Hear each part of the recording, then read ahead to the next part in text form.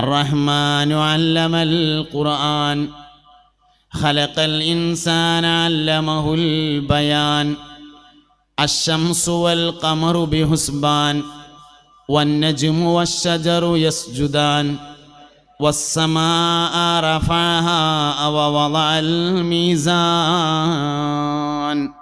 മനോഹരമായി പാരായണം ചെയ്യുമ്പോൾ സ്വർഗം ഇങ്ങനെ ആകെ ഇളകി മറിയുമെന്ന് ഹബീബുന റസൂലുള്ളാഹി സ്വല്ലല്ലാഹു അലൈഹി വസല്ലം പഠിപ്പിച്ചു.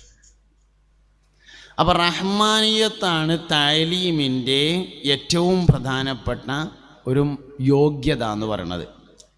റഹ്മാനിയത്ത് അല്ലെങ്കിൽ റഹ്മത്ത് എന്ന് പറഞ്ഞാൽ 3 കാര്യങ്ങൾ ചേർന്നതാണ്. ഒന്നാമത്തേത് ഇൽഫത്ത് എന്ന് പറയും. ഉൽഫത്ത് എന്നാണ് ശരി, പക്ഷേ ഇൽഫത്ത് എന്നാണ് സാധാരണ പ്രയോഗിച്ചു വരുന്നത്. ഒന്നാമത്തേത് ഉൽഫത്ത് എന്ന് പറയും, അല്ലെങ്കിൽ ഇൽഫത്ത് എന്ന് പറയും.